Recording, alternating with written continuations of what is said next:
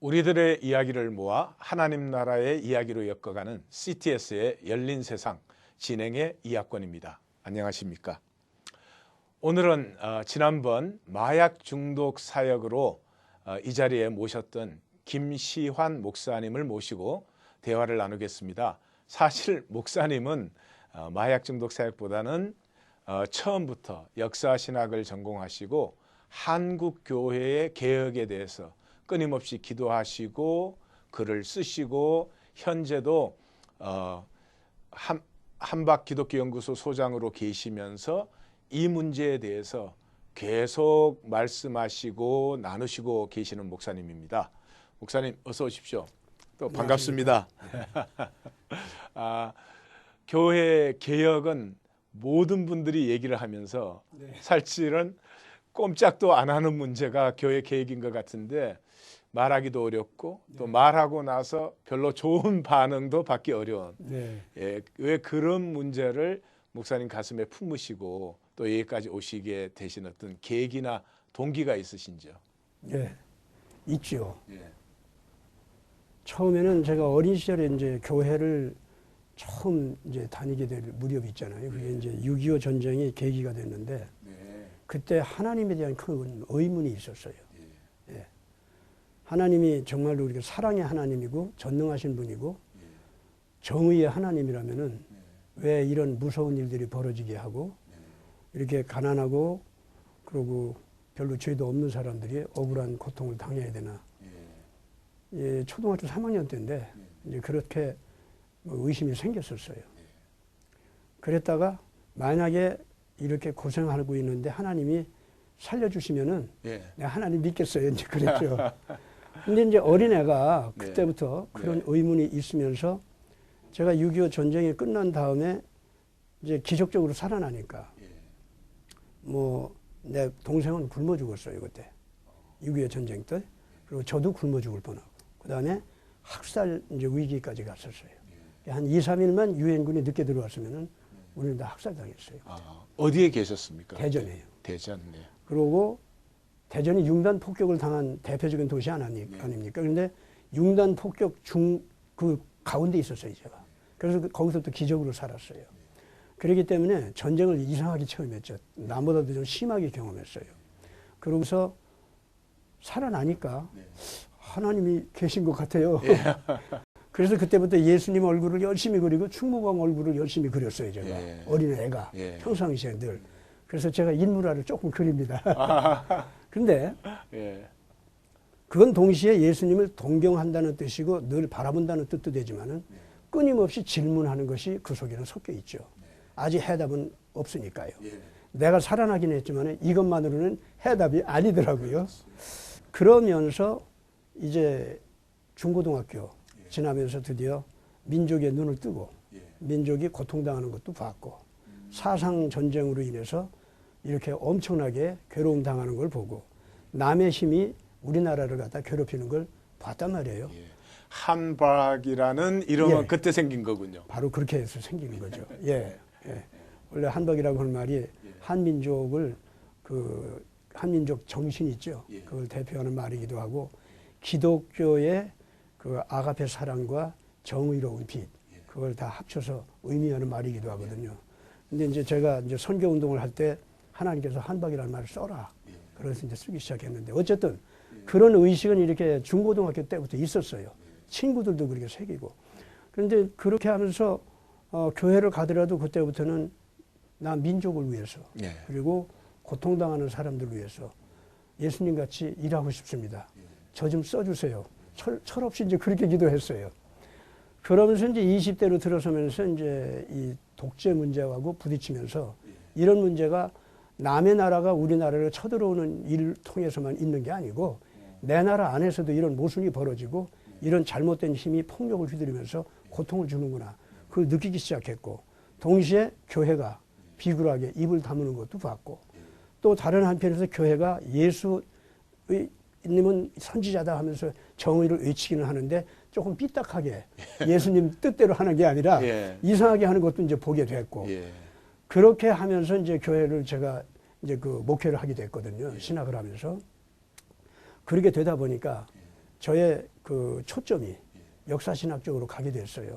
그래서 내가 단순하게 예수님 복음 전에서 거듭나게 하는 이 수준에서 이 제대로 이 기독교 복음 또 예수님 뜻을 전파하는 것이 아니다. 예수님은 전체 인류 역사를 이끌어 가시는 통치권자요. 그리고 전체 인류를 갖다 그 가슴에 끌어안고 있는 보편적 삶의 원리를 주시는 분이다. 근데 이것이 하나의 종교 세트주의 있지 않습니까? 예, 그렇게 들어가가지고 뭐 분파적인 종교로다가 기독교를 인정한다는 것도 우습고 예수님을 그렇게 내세우는 것도 이건 말이 아니다. 그래서 저는 처음부터 이제 이 목회를 하면서 이러한 신앙으로 나는 가야 된다. 이제 그렇게 하다 보니까 드디어 이제 이 교회들이 잘못하는 것도 이제 크게 느끼게 되고 그랬죠. 그러니까 뭐 기독교에 크게 본다면 기독교가 하나님 나라는 상실한 채 이 인간 속의 한 종교로 스스로 전락되어 그렇습니다. 있는 그게 가장 큰 문제예요. 그렇죠. 역사적으로 봐도 어거스틴도 결국은 모든 크리스찬들의 최종 목표는 예수님의 나라에 들어가는 거 아닙니까? 칼빈도 마찬가지예요. 칼빈도 우리가 거듭나는 거 그건 하나님께 영광을 돌리는 건데 어떻게 영광 돌리냐? 예수의 진리의 나라로 들어가서 그 하나님의 나라의 시민이 돼가지고 주님께 영광 돌리는 거다. 그래서 인류 역사 전체의 목적이 거기에 있다. 무슨 종교가 있어서 그 종교는 딴 데로 가고 뭐 그런 게 아니고 인류가 전체가 예수님을 모시고 새로운 나라로 가야 된다. 그게 원래 칼빈의 가르침 아닙니까? 그렇죠. 그러니까 하나님의 통치 그러면 지금 기독교에서는 하나님이 어떤 왕적인 포지션에 있는 걸로만 생각을 하지 그 하나님이 통치하는 나라에는 한 사람 한 사람이 진리와 사랑으로 자기의 생명의 의미나 가치를 충분히 발휘하면서 생명이 충분히 교통되어지면서 이런 것 내용은 맞습니다. 무시하고 하나님을 왕 포지션에 자꾸 올려만 주면 찬양합니다. 뭐 이래 주면은 모든 게 다 된 것처럼 되는 것 같아요. 그러니까 거기에서 이제 우리가 몇 가지 이제 그 알아둬야 될 게 하나님 나라에 속한다. 또 예수님의 통치에 우리가 속한다라고 하는 말이 첫 단계는 예수님의 속죄 은총에 우리가 젖어 들어가야 되는 거 아닙니까? 근데 그 속죄 은총이라는 것이 개인만입니까? 아니죠. 인간의 죄가 개인만 있는 건 아니지 않습니까? 그렇죠. 사회 전체가 집단적으로 범하는 죄악이 있는데 이것도 속죄 대상이고 또 사실 예수님은 그렇게 했던 거고 그러면은 바로 그런 식으로 다 우리가 속죄 은총을 받고 들어가면은 그 다음에 예수님의 통치가 아까 말씀하신 것 같이 어떤 포지션 위에 앉아서 이러고 내려다보는 왕이 아니고 그 통치가 인류 역사 전체를 갖다가 하나님의 사랑의 질서로다가 바꾸어 나가는 역사 그리고 우리는 지체로서 그거를 이루어가는 과정에 있는 사람들 아닙니까?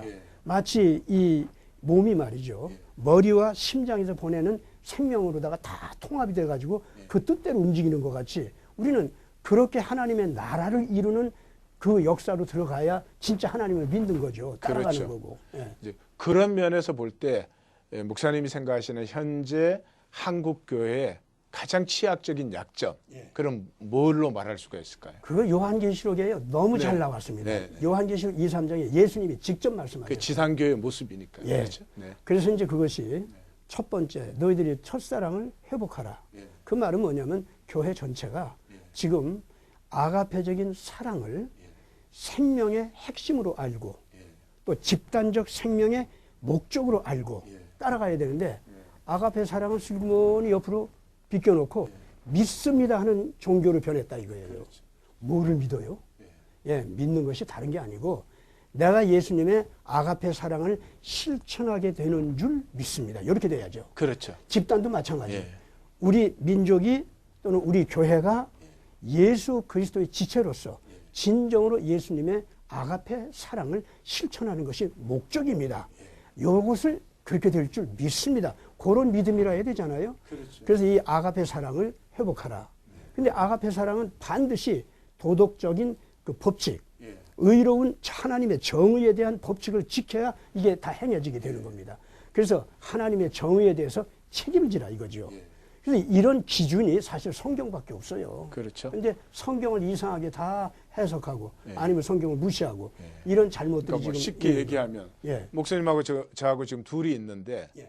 이 생명은 반드시 교통되게 돼 있는 거거든요. 그렇죠. 근데 생명이 교통되면 1 플러스 1은 2가 아니고 1 플러스 1은 뭐 100도 되고 60도 되고 30도 되고 예. 그러니까 남편과 아내가 생명으로 진정으로 교통하고 하나가 되면 예. 그 생명 자체에서 풍성한 그렇죠. 참 복되고 아름다운 삶이 나타나는데 교회 와서 성도 간에 교통되고 하나 되는 데는 관심이 없고 너는 어떻게 돼도 나는 복 받아야 되고 너는 잘 못 믿어도 나는 믿음 좋아야 되고 이게 어디서 도대체 왔을 전혀 반성경적인 것이 어디서 이렇게 왔을까요? 바로 예수님께서 말씀하신 것 같이 예. 아가페 사랑의 책임이 있죠. 예. 또 아가페 사랑을 따라가다 보면 도덕적으로 책임질 것. 예. 하나님의 정의. 예. 이거를 갖다가 쑥 빼놓은 믿습니다 하는 거 있죠. 예. 뭘 믿냐? 예수님은 사랑에 만해서 나한테 복 주실 줄 믿습니다. 좋은 걸 주실 줄 믿습니다는 이런 아가페 사랑의 책임과 그 사랑 속에 있는 도덕적인 법칙 이거를 제거시켜 놓은 아니면 그걸 부가가치 같이 이렇게 취급하는 이런 상태로 간 그 이상한 믿음이 있죠. 거기에 핵심적인 원인이 있다고 봅니다.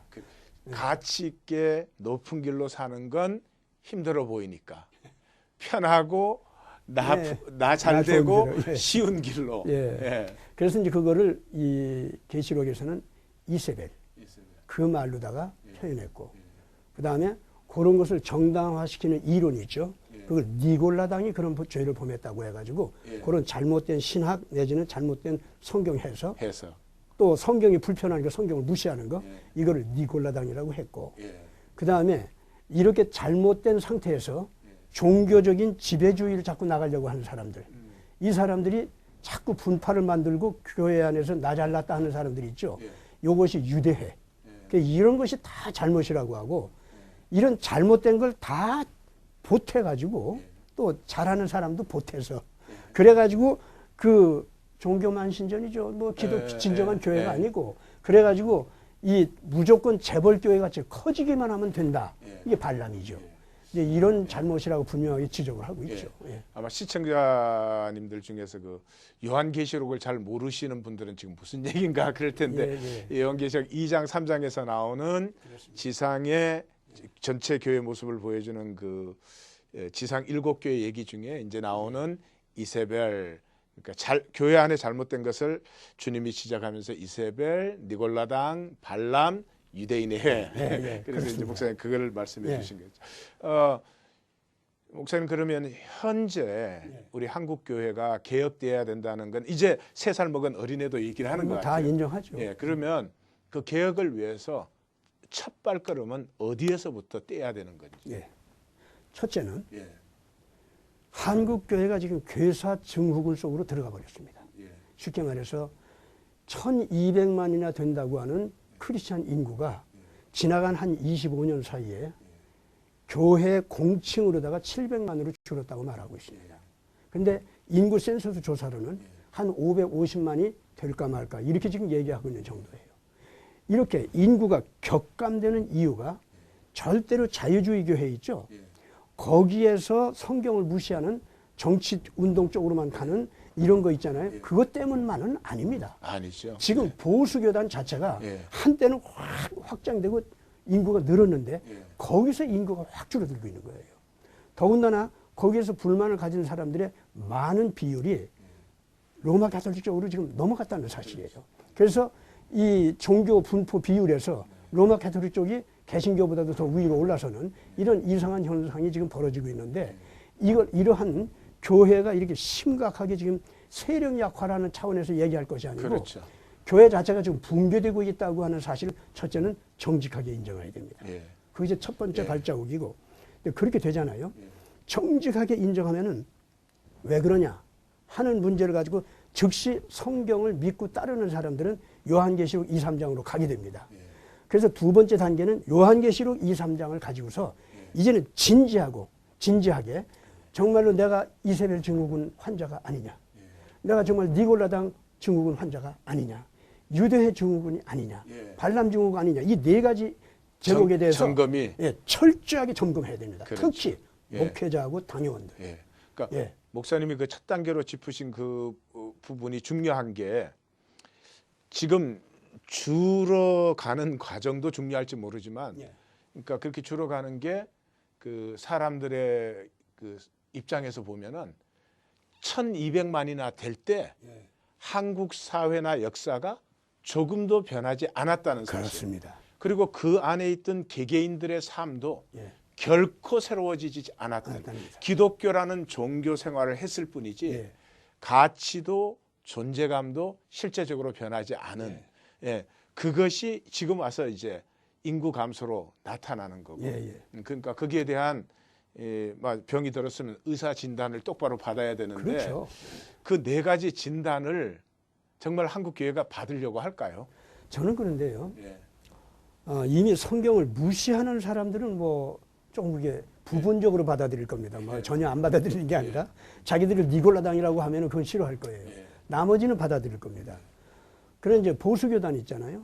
거기에서 이번에 그 가만히 보니까 WCC의 종교통합운동이 있지 않습니까? 그쪽으로 속하는 분들이 있더라고요. 성경대로 믿는다면서.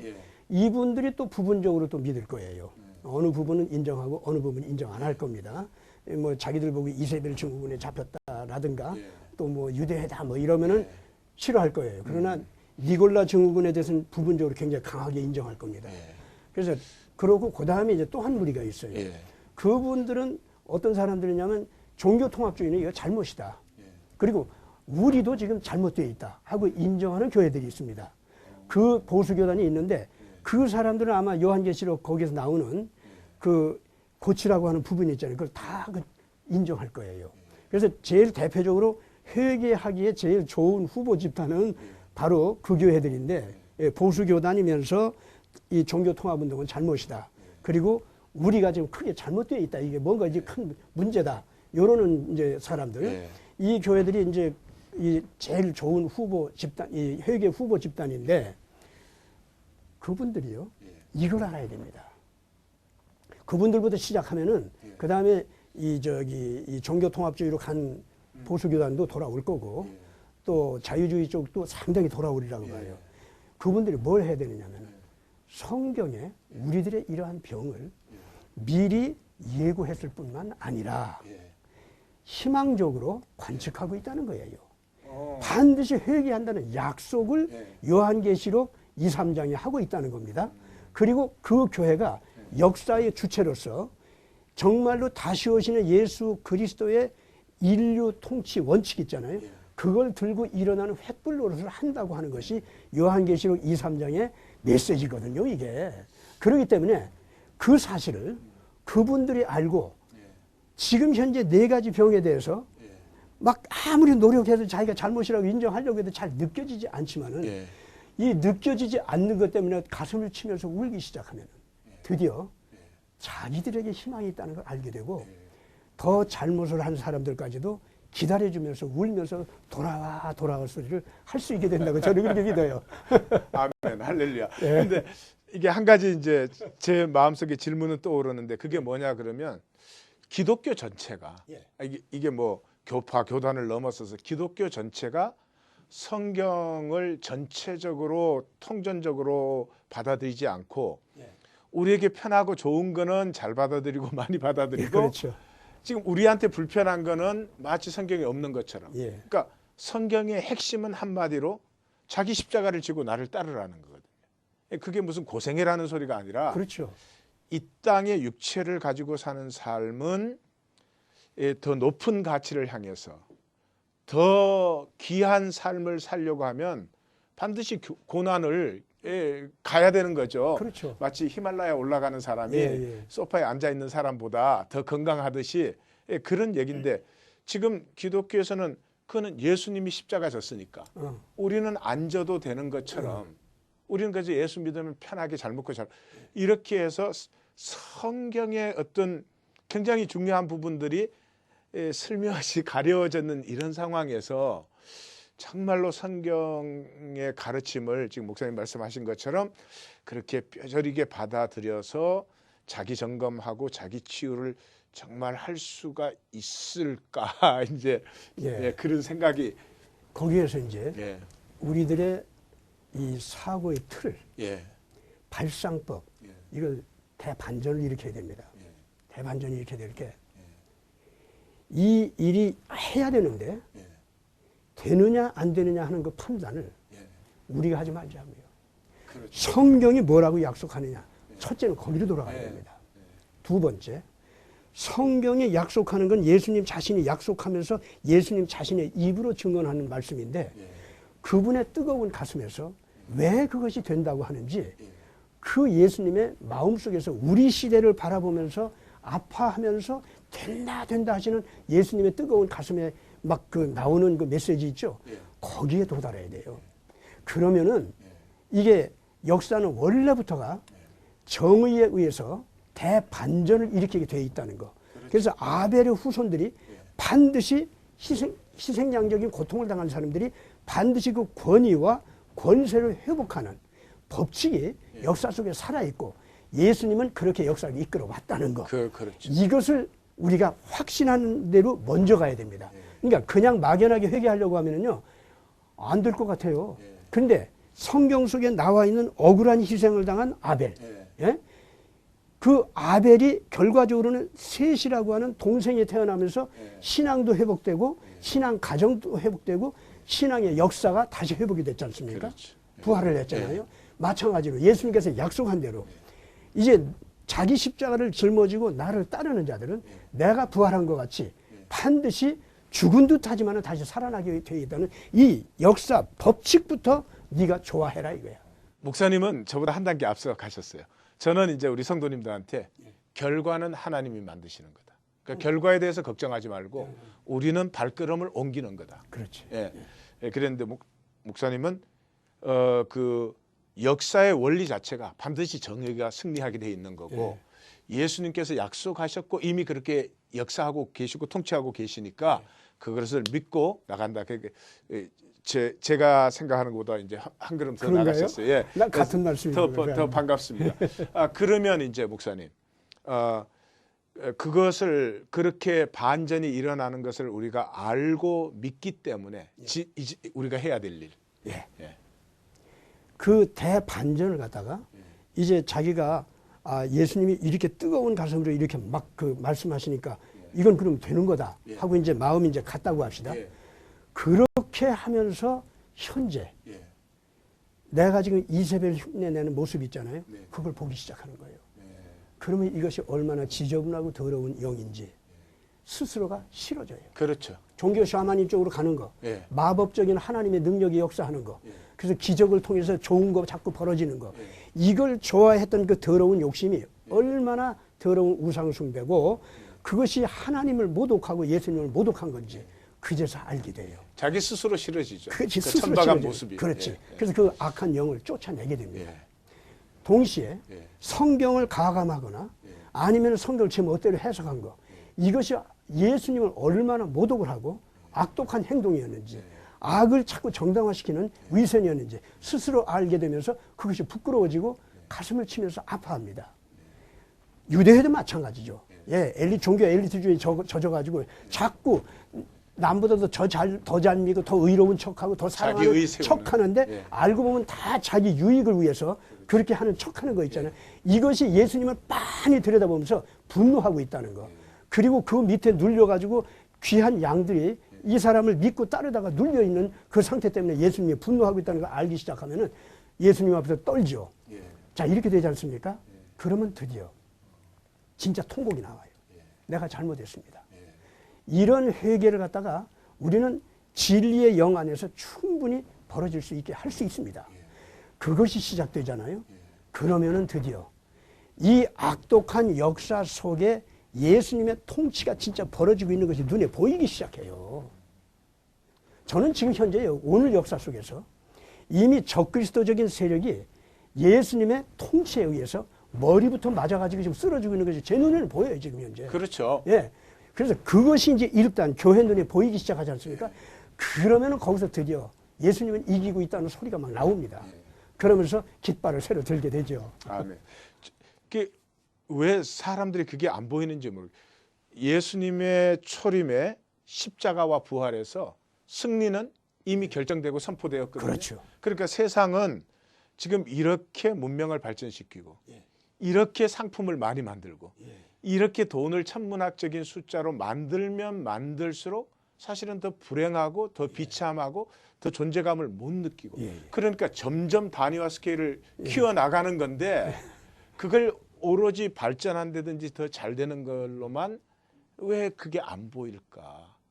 우리가 우리 할아버지 그 앞 세대보다 10,000배를 더 가지고 있으면서도 존재감도 약하고 열등의식도 심하고 사람들 앞에서 기피증도 심하고 완벽주의, 강박적인 거 이런 거 하나도 자유하지 못한데 왜 우리 스스로 그걸 못 볼까? 역시 목사님은 그래서 대화하기가 참 좋은 것 같습니다. 그 질문하시는 것이 너무 중요한 걸 탁 찔러서 지금 말씀하셔요. 저는 그걸 단 2마디로 그걸 대답을 할 수 있다고 봐요. 이것이 저는 완전한 대답이라고 보지만은 성경에서 말하는 데 보니까 메시아관에 대해서요. 히브리적으로 내려오는 도중에 2가지로 갈라졌습니다. 영웅 메시아론하고 속죄형 메시아론으로 갈라졌습니다. 여기서 지금 시간이 없으니까 그거 복잡하게 설명할 수는 없고 이 기독교 역사가 시작된 이후에도 예수님을 처음 따랐던 제자들부터 그 속죄양 메시아 길로 가는 예수님이 싫어가지고 제자들조차도 막 그러지 말아달라고 그랬던 겁니다. 일단 베드로부터 했어요. 베드로부터 그랬잖아요. 그래서 영웅 메시아로는 뭐냐면은 어디까지나 메시아가 내 욕구를 만족시키는 도구예요. 그래가지고 영웅 메시아로는 막 높이는 것 같지만은 사실은 자기를 높이는 거죠. 그렇죠. 자기 채우는 거죠. 그러는 거죠. 근본적으로 죄책감도 거기는 없습니다. 사실은 죄책감이라고 했자 영웅 앞에 비위 맞춰주기 위해서 죄책감 갖는 척하는 거에 불과해요. 근데 속죄양 메시아로는 뭐냐면은 근본적으로 인간이 이렇게 이기적으로 하나님조차 이용하는 자리로 나가가지고 선을 행해도 위선적인 선을 행하는 거 있잖아요. 자기중심적으로 변한 거. 이것이 뱀의 교훈이라는 거. 이것을 예수님을 만나가지고 깨닫는 겁니다. 그걸 깨닫고서는 하하 내가 이렇게 하나님의 사랑 속으로 들어가는데 근본적으로 죽어있는 자이기 때문에 나를 살리기 위해서 저분이 대신 벌을 받아주는 거구나. 그래서 속죄양으로서의 메시아를 받아들이게 돼요. 그런 때에 거기에서부터 드디어 근본적인 회개가 일어나는 거죠. 그러니까 우리에게 필요한 건 슈퍼맨이나 스파이더맨이 아니고 그렇죠. 나 자신을 성찰하고 내가 깨어지는 데 있는 것이다. 목사님 말씀 한없이 더 들었으면 좋겠는데요. 어느덧 시간이 벌써 갔습니다. 목사님 너무 감사합니다. 감사합니다.